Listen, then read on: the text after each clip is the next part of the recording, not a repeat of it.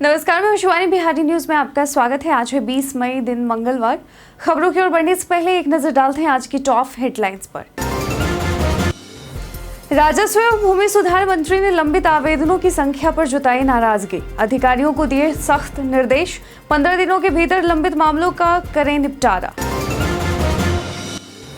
Deputy CM अंचल कार्यालयों और थानों की कड़ी निगरानी के दिए सख्त निर्देश। मंत्री ने कहा, लापरवाही बर्दाश्त नहीं की जाएगी। सबसे कमजोर प्रदर्शन करने वाले अंचल कार्यालय की जांच के दिए आदेश।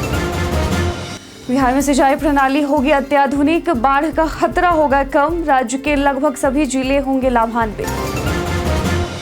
कई जिलों में 22 मई तक मौसम अस्थिर बने रहने की संभावना। मौसम विभाग ने वज्रपात, आंधी और बारिश को लेकर अलर्ट किया जारी। सुपौल, किशनगंज, पूर्णिया में ऑरेंज अलर्ट जारी। कॉलेजों में लॉटरी पद्धति से होगी प्रधानाचार्यों की नियुक्ति और पदस्थापन। अब कुलपति पदस्थापन में नहीं कर सकेंगे मनमानी। इस प्रक्रिया की होगी वीडियो रिकॉर्डिंग। डीएसएलआर कैमरे को टक्कर देते हैं ये टॉप 5 स्मार्टफोन। प्रीमियम स्मार्टफोन से नहीं महसूस होगी डीएसएलआर की कमी। प्रोफेशनल फोटोग्राफर्स की पसंद है ये स्मार्टफोन। सम्मान की जंग में भिड़ेगी सीएसके और Rajasthan Royals. Head to head record में चेन्नई का पलड़ा भारी। अरुण जेटली स्टेडियम में खेला जाएगा आज यह मुकाबला। तो ये थी आज की टॉप हेडलाइंस। अब नजर डालते हैं उन 25 बड़ी खबरों पर जो आपके लिए जानना है जरूरी।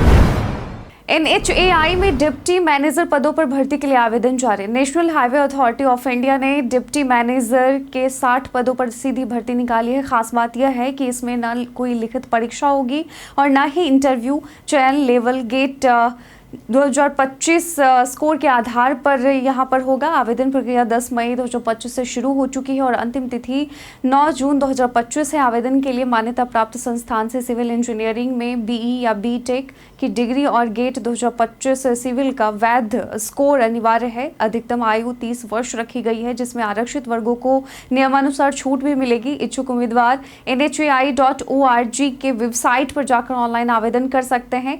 लिंक आपको डिस्क्रिप्शन बॉक्स में मिल जाएगा। सभी डीएम को लैंड म्यूटेशन के लंबित मामलों के निष्पादन के मिले निर्देश। राजस्व एवं भूमि सुधार मंत्री संजय सरावगी ने मुंगेर में आयोजित समीक्षा बैठक में लैंड म्यूटेशन के लंबित आवेदनों की संख्या पर नाराजगी जताई। उन्होंने कहा कि कुछ प्रखंडों में निष्पादन की स्थिति बेहद खराब है और संबंधित अधिकारियों को 15 दिनों के भीतर लंबित आवेदनों का निष्पादन सुनिश्चित करने का निर्देश दिया। मंत्री ने डीएम से सभी अंचलाधिकारियों के साथ नियमित समीक्षा करने और कार्यालयों का औचक निरीक्षण करने को कहा। उन्होंने यह भी निर्देश दिया कि आवेदनों को रिजेक्ट करने से पहले आवेदकों से संपर्क कर त्रुटियां सुधारने का अवसर दिया जाए। बैठक में लगान वसूली, म्यूटेशन प्लस और बसेरा 2 अभियान सहित अन्य मुद्दों पर भी चर्चा हुई। सिंचाई प्रणाली होगी अत्याधुनिक, बाढ़ का खतरा होगा कम। बिहार जल सुरक्षा एवं सिंचाई आधुनिकीकरण परियोजना, जिसकी लागत 4,415 करोड़ रुपए है, विश्व बैंक की सहायता से प्रारंभ की गई है। इसका उद्देश्य बाढ़ के खतरे को कम करना और राज्य की सिंचाई प्रणाली को आधुनिक बनाना है और यह परियोजना वर्ष 2025-26 से शुरू होकर 7 वर्षों में पूरी होगी। इसमें 30% राशि राज्य सरकार तथा 70% विश्व बैंक से ऋण के रूप में प्राप्त होगी और मुख्य कार्यों में सोन, गंडक, कोसी, बराज और नहरों का आधुनिकीकरण, बाढ़ से सुरक्षा हेतु तटबंधों और स्परों का सुदृढ़ीकरण शामिल है। 4 अवयवों में जलवायु अनुकूल सिंचाई और बाढ़ जोखिम न्यूनीकरण पर सबसे अधिक खर्च किया जाएगा। इससे राज्य के लगभग सभी जिले लाभान्वित होंगे। बिहार प्रशासनिक सेवा के 17 अधिकारियों को मिला प्रमोशन। बिहार प्रशासनिक सेवा के 17 अधिकारियों को प्रमोशन दिया गया है, जिसकी अधिसूचना सामान्य प्रशासन विभाग ने जारी की है। विनय कुमार और संजीव कुमार को अपर सचिव से विशेष सचिव पद पर प्रोन्नति मिली है।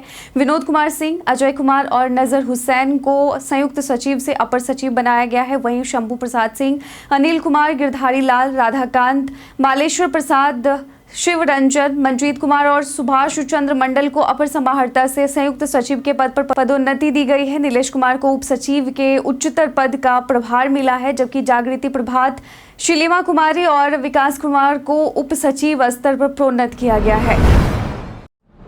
डिप्टी सीएम ने अंचल कार्यालयों की कड़ी निगरानी के दिए निर्देश। बिहार के डिप्टी सीएम सम्राट चौधरी ने बाढ़ अनुमंडल की समीक्षा बैठक में अंचल कार्यालयों और थानों की कड़ी निगरानी के सख्त निर्देश दिए हैं। उन्होंने कहा कि लापरवाही किसी भी हाल में बर्दाश्त नहीं की जाएगी और जनता की शिकायतें दूर करने में शिथिलता बरतने वाले अधिकारियों के खिलाफ कार्रवाई होगी। सम्राट चौधरी ने पंडारक अंचल में खारिज किए गए मामलों की रिपोर्ट मांगी और सबसे कमजोर प्रदर्शन करने वाले अंचल कार्यालय की जांच के आदेश दिए। उन्होंने आपात चिकित्सा सुविधाओं, विद्यालयों के पेयजल, शौचालय जैसी बुनियादी जरूरतों और 11 योजनाओं की प्रगति का भी निरीक्षण किया।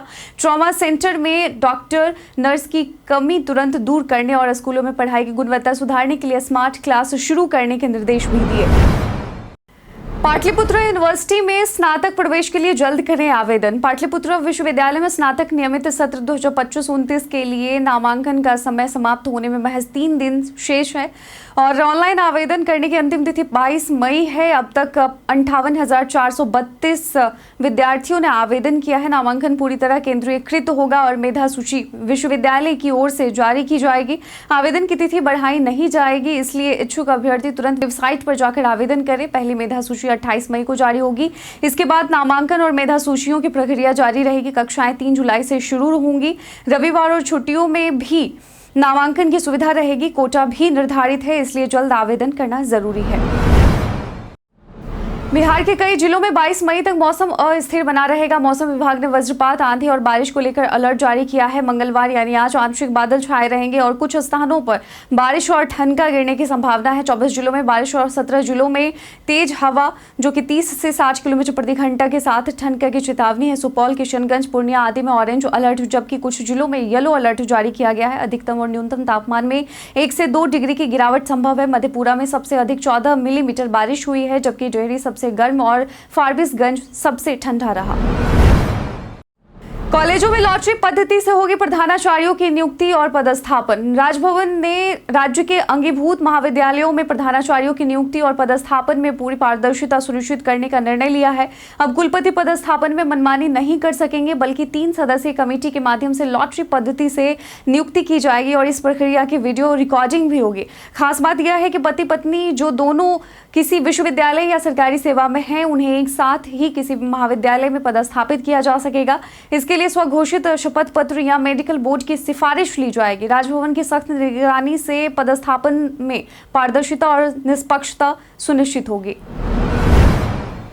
रिवर्स क्रेता विक्रेता सम्मेलन किसानों निवेशकों के लिए सुनहरा अवसर। जी हाँ, ये उद्योग मंत्री ने कहा है। पटना में 19 और 20 मई को 2 दिवसीय रिवर्स क्रेता विक्रेता सम्मेलन का आयोजन ज्ञान भवन में किया गया, जिसका आज दूसरा दिन है।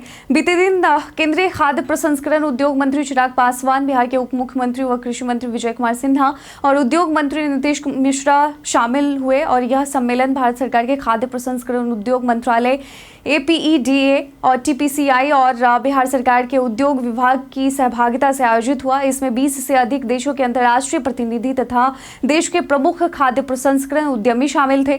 उद्योग मंत्री नीतीश मिश्रा ने कहा कि यह सम्मेलन बिहार के उद्यमियों, किसानों और निवेशकों के लिए वैश्विक बाजार से सीधे संवाद स्थापित करने का सुनहरा अवसर है और राज्य के खाद्य प्रसंस्करण उद्योग को नई ऊंचाइयों तक पहुंचाने में मदद करेगा। इंडिया पोस्ट से अब घर बैठे भेज सकते हैं पार्सल। जी हाँ, अब आप बिना पोस्ट ऑफिस जाए घर बैठे ही पार्सल देश भर में भेज सकते हैं, देश भर में कहीं भी, वो भी बेहद आसान तरीके से। इंडिया पोस्ट की पार्सल ऑनलाइन बुकिंग सर्विस आपको डोर टू डोर सुविधा देती है, जिसमें पोस्टमैन खुद आपके घर से पार्सल ले आता है।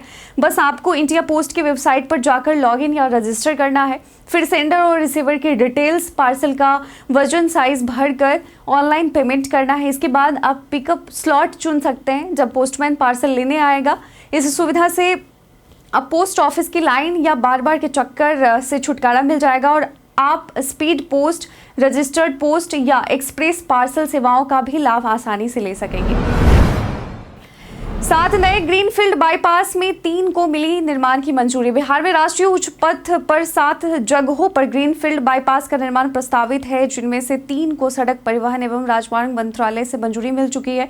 स्वीकृत बाईपास में अरवल जो कि 12.8 किलोमीटर, औरंगाबाद के दाऊदनगर 10.5 किलोमीटर और औरंगाबाद शहर का बाईपास 9.2 किलोमीटर शामिल है। इनके निर्माण पर कुल लगभग 2,371 करोड़ रुपए खर्च होंगे। इसके अलावा अंबा, ओबरा, रामगढ़ और प्रांत कानपुर में भी बाईपास निर्माण के प्रस्ताव हैं, जिनकी मंजूरी प्रक्रिया जारी है। इन बाईपासों के बनने से बिहार की सड़क कनेक्टिविटी बेहतर होगी, यातायात सुगम होगा और यात्रा समय में कमी आएगी, जिससे क्षेत्रीय विकास को भी बढ़ावा मिलेगा। ताबड़तोड़ एक्शन, 3 हेडमास्टर एक झटके में सस्पेंड, 4 टीचर भी रडार में हैं। जी हां, पश्चिम चंपारण जिले में शिक्षा विभाग ने बड़ी कार्रवाई करते हुए 3 प्रधानाध्यापकों को निलंबित कर दिया है। चनपटिया, बेलदारी, हरिजन और नरकटियागंज के स्कूलों में लापरवाही, वित्तीय अनियमितता और बच्चों के अधिकारों की अनदेखी जैसे गंभीर आरोपों में स्पष्टीकरण मांगा गया था, लेकिन जवाब संतोषजनक नहीं मिला। इसके बाद संबंधित प्रधानाध्यापकों को तत्काल प्रभाव से निलंबित कर मुख्यालय स्थानांतरित कर दिया गया है। वहीं बेलदारी उर्दू मध्य विद्यालय के 4 शिक्षकों पर भी पठन पाठन में लापरवाही बरतने और अनुशासनहीनता के आरोप में विभागीय कार्रवाई की तैयारी है। शिक्षा विभाग की यह कार्रवाई शिक्षा व्यवस्था में सुधार लाने की दिशा में एक सख्त संदेश मानी जा रही है। बिजली से जुड़ी शिकायतों के निपटारे में अब आएगी तेजी। बिहार में बिजली उपभोक्ताओं की शिकायतों का जल्द निपटारा सुनिश्चित करने के लिए बिहार विद्युत विनियामक आयोग ने बड़ा कदम उठाया है। आयोग ने उपभोक्ता शिकायत निवारण मंच, विद्युत लोकपाल और उपभोक्ता प्रतिनिधित्व संबंधी 2017 के नियमों में तीसरा संशोधन प्रस्तावित किया है।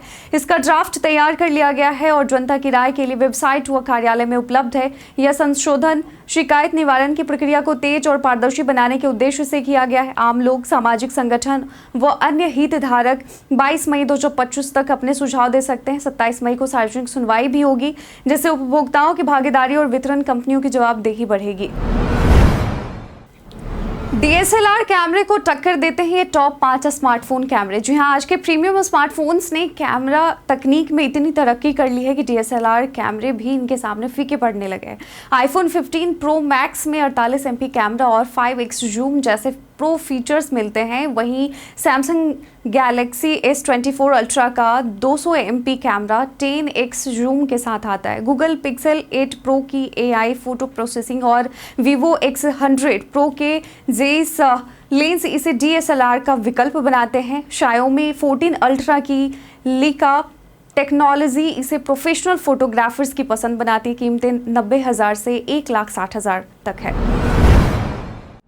गुरमीत देवीना का वर्कआउट वीडियो हो रहा वायरल। गुरमीत चौधरी और देवीना बनर्जी का नया कपल वर्कआउट वीडियो इंटरनेट पर खूब वायरल हो रहा है और उन्हें फैंस का नया पसंदीदा जोड़ा बना दिया है। 14 साल से शादीशुदा यह जोड़ा अक्सर अपनी फिटनेस को लेकर प्रेरणा देते रहते हैं। हाल ही में इंस्टाग्राम पर साझा किए गए वीडियो में दोनों जिम में साथ वर्कआउट करते नजर आए हैं, जहां उन्होंने स्ट्रेचिंग, कार्डियो और मसल्स मसाज की। उनकी ऑल ब्लैक एथलेटिक आउटफिट में ट्रेनिंग ने वीडियो को और भी खास बना दिया। वीडियो को देखने के बाद फैंस ने उनके रिलेशनशिप की तारीफ की और उन्हें बेस्ट कपल बताया। गुरमीत और देवीना का यह वीडियो इंटरनेट पर तेजी से पसंद किया जा रहा है। अब तक 36,700 से अधिक स्थलों पर हो चुका महिला संवाद कार्यक्रम। बिहार में महिला संवाद कार्यक्रम का 18 अप्रैल 2025 को मुख्यमंत्री नीतीश कुमार द्वारा शुभारंभ किया गया और अब तक यह कार्यक्रम राज्य के 36,700 से अधिक स्थलों पर सफलतापूर्वक आयोजित हो चुका है। इस पहल का उद्देश्य महिलाओं को सरकार की कल्याणकारी योजनाओं की जानकारी देना और उनके गांव या टोल की समस्याओं व आकांक्षाओं को समझना है। कार्यक्रम में महिलाएं शिक्षा, स्वास्थ्य, स्वच्छता, सड़क निर्माण, दहेज प्रथा, शराबबंदी जैसे मुद्दे उठाती हैं। महिला संवाद कार्यक्रम राज्य में महिला सशक्तिकरण और सामाजिक विकास के लिए एक महत्वपूर्ण कदम साबित हो रहा है।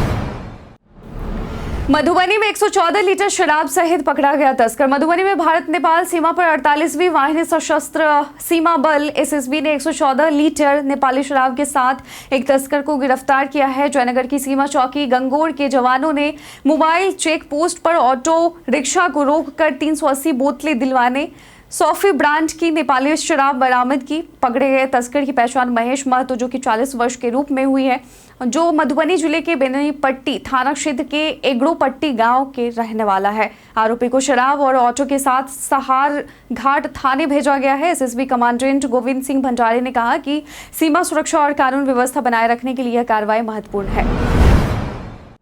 घर बैठे चेक करें आपकी ट्रेन कहां पहुंची। भारतीय रेलवे की ट्रेन अक्सर समय से देरी से पहुंचती है और जिससे यात्रियों को असुविधा होती है। ऐसे में आप घर बैठे अपनी ट्रेन का रनिंग स्टेटस आसानी से जान सकते हैं। इसके लिए आपको भारतीय रेलवे की नेशनल ट्रेन इंक्वायरी सिस्टम की आधिकारिक वेबसाइट inquiry.indianrail.gov.in/MNTES/ पर जाना होगा। वहां आप अपनी ट्रेन का नाम या नंबर दर्ज करें और जर्नी की तारीख चुनें। इसके बाद आपको ट्रेन का लाइव रनिंग स्टेटस यानी वह कहां तक पहुंची है और आगे किन स्टेशनों पर कब पहुंचेगी, किस प्लेटफॉर्म पर रुकेगी, सबका अनुमानित जानकारी स्क्रीन पर मिल जाएगा और यह सुविधा यात्रियों को समय की बेहतर योजना बनाने में मदद करती है। बागेश्वर धाम वाले बाबा आज आएंगे मुजफ्फरपुर, अनिरुद्धाचार्य भी आएंगे बिहार। जी हां, बागेश्वर धाम के बाबा धीरेन्द्र कृष्ण शास्त्री आज यानी 20 मई को बिहार के मुजफ्फरपुर पहुंच रहे हैं। वे राधा नगर चौसीमा में आयोजित विष्णु महायज्ञ में हनुमान कथा का वाचन करेंगे। कार्यक्रम की तैयारियां पूरी हो चुकी हैं और सुरक्षा के कड़े इंतजाम किए गए हैं। मुजफ्फरपुर के एसएसपी सुशील कुमार समेत पुलिस अधिकारी कार्यक्रम स्थल का निरीक्षण कर सुरक्षा व्यवस्था का जायजा ले रहे हैं। बाबा धीरेन्द्र शास्त्री दरभंगा एयरपोर्ट से मुजफ्फरपुर आएंगे और वहीं रात्रि विश्राम करेंगे। इसके बाद वे 21 मई को लौट जाएंगे। वहीं 23 मई से प्रसिद्ध कथावाचक अनिरुद्धाचार्य महाराज जी मुजफ्फरपुर पहुंचेंगे और 5 दिन तक कथा वाचन करेंगे। तेजस्वी यादव ने शहीद जवान सिकंदर रावत को दी श्रद्धांजलि। नालंदा जिले के बिंद प्रखंड स्थित उतरथू गांव में शहीद जवान सिकंदर रावत को श्रद्धांजलि देने पहुंचे नेता प्रतिपक्ष तेजस्वी यादव ने गहरी संवेदना व्यक्त की और कहा कि यह केवल एक परिवार की नहीं पूरे देश की क्षति है। उन्होंने बताया कि हाल ही में जवान को सेना में नियुक्ति मिली थी लेकिन देश के लिए जान कुर्बान कर दी। तेजस्वी यादव ने शहीद की पत्नी से मुलाकात की और आर्थिक सहायता का भरोसा दिया। उन्होंने केंद्र से शहीद का दर्जा देने की नीति की मांग की और कहा कि राज्य सरकार की ओर से घोषित मदद तुरंत मिले और परिवार को अस्थायी सहायता प्रदान की जाए। चिराग पासवान बोले, जल्द आऊंगा बिहार। केंद्रीय मंत्री और लोजपा रामविलास के अध्यक्ष चिराग पासवान ने स्पष्ट किया कि बिहार में मुख्यमंत्री पद की कोई वैकेंसी नहीं है। उन्होंने कहा कि वर्तमान मुख्यमंत्री नीतीश कुमार एनडीए गठबंधन का नेतृत्व कर रहे हैं और चुनाव के बाद भी उन्हीं के नेतृत्व में एक मजबूत सरकार बनेगी। चिराग पासवान ने बीते दिन मुख्यमंत्री नीतीश कुमार से मुलाकात के बाद यह बयान दिया है। उन्होंने यह भी कहा कि वह जल्द ही बिहार की राजनीति में सक्रिय होना चाहते हैं और बिहार आकर राज्य के विकास में योगदान देना चाहते हैं। चिराग पासवान ने बिहार और बिहारियों को फर्स्ट बनाने के लिए अपने संकल्प को दोहराते हुए नीतीश कुमार से मिले मार्गदर्शन को प्रेरणादायक बताया। उदय सिंह उर्फ पप्पू सिंह बने जनसुराज पार्टी के अध्यक्ष। प्रशांत किशोर ने जनसुराज पार्टी के पहले राष्ट्रीय अध्यक्ष के रूप में उदय सिंह उर्फ पप्पू सिंह को सर्वसम्मति से चुने जाने की घोषणा की है। पप्पू सिंह पूर्णिया सीट से 2 बार बीजेपी सांसद रह चुके हैं और हाल ही में कांग्रेस छोड़कर जनसुराज पार्टी के साथ जुड़े हैं। वे प्रशांत किशोर के पटना स्थित बंगले के एक हिस्से में रहते हैं जहां पार्टी कार्यालय भी है। पप्पू सिंह एक राजनीतिक और प्रशासनिक परिवार से आते हैं जिनके पिता ICS अफसर थे और मां भी पूर्णिया से सांसद रह चुकी हैं। उनकी फैमिली में कई राजनीतिक हस्तियां शामिल हैं। प्रशांत किशोर ने यह भी बताया कि पार्टी की 150 सदस्यीय कोर कमेटी ने पप्पू सिंह को राष्ट्रीय अध्यक्ष के तौर पर सर्वसम्मति से चुना है। सम्मान की जंग में भिड़ेगी CSK और राजस्थान रॉयल्स। जी हां, IPL 2025 का 62वां मुकाबला 20 मई यानी आज चेन्नई सुपर किंग्स और राजस्थान रॉयल्स के बीच दिल्ली के अरुण जेटली स्टेडियम में खेला जाएगा। दोनों टीमें प्लेऑफ की रेस से बाहर हो चुकी हैं। ऐसे में यह मैच उनके सम्मान की लड़ाई बन गया है। हेड टू हेड रिकॉर्ड में चेन्नई ने 16 जबकि राजस्थान ने 14 मैच जीते हैं जिससे चेन्नई का बल्ला थोड़ा भारी नजर आता है। अरुण जेटली की पिच बल्लेबाजों को मदद देती है, खासतौर पर दूसरी पारी में रन बनाना आसान होता है। स्पिनर्स को भी यहाँ फायदा मिलता है।